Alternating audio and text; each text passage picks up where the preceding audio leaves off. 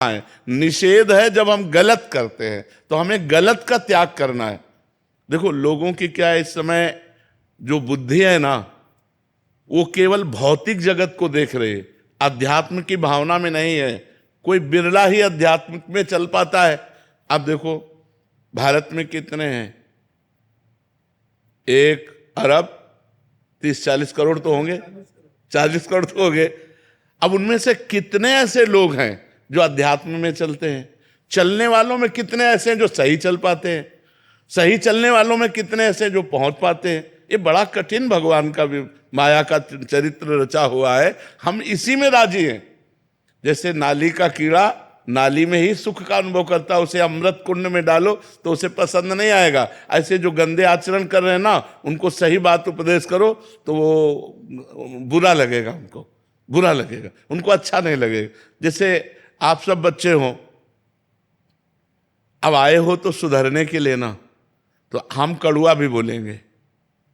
तुम girlfriend boyfriend बनाना बंद करो, तुम कोई नशा मत करो, अपने माता पिता की आज्ञा में रहो। अब इसी को तुम बुरा मानो तो फिर अगर संत जन तुम्हें नहीं उपदेश करेंगे तो शास्त्रों तक तुम्हारी पहुंच नहीं, तुम कैसे जानोगे कि अच्छाई क्या है और बुराई क्या है? नए बच्चे हो, संसार में आए हो, तुमको लग रहा है सुख चाहिए। अब सुख व्यसन में, व्यभिचार में, गंदे व्यवहार में, तो वही तुम्हें डिप्रेशन में ले जाएगा, वही तुम्हें सुस्त करने के लिए प्रेरित करेगा। ऐसी घटनाएं बन जाएंगी, वही तुम्हें नाना प्रकार के आचरणों में फंसाकर जेल पहुंचाएगा। तो संत और सदगुरुदेव और शास्त्र इनकी बातों का मनन करे तो माया है ही नहीं। मां माने नहीं या माने जो है नहीं, लेकिन अपना कमाल कर जाती है है नहीं पर कमाल कर जाती है, बड़े बड़ों को भ्रष्ट कर देती है। यह है भगवान की माया। है नहीं? आप बताओ माया कहाँ है? कोई बताओ माया कहाँ है? आप माया हो, हम माया है? नहीं है ना। हमारा अलग नाम है, आपका अलग नाम है, हमारा अलग, आपका अलग स्वरूप है, तो माया क्या है? अब हमारे और आपके बीच में जो आचरण है वो यदि गलत हो गए तो माया हो गए।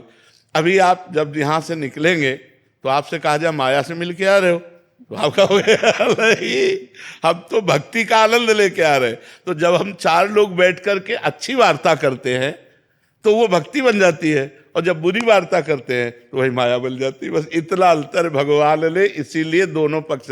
अच्छा देखो, बाजार तभी अच्छी मानी जाएगी जब उसमें हर सामान मिले। अगर केवल मिठाई ही मिठाई मिले, कोई कहते मिर्च क्यों बनाई भगवान ने? नहीं यार, मिर्च की भी जरूरत है, हर चीज की जरूरत है। भगवान ने अपनी सृष्टि में सब कुछ बनाया है। अब हमको क्या पसंद है?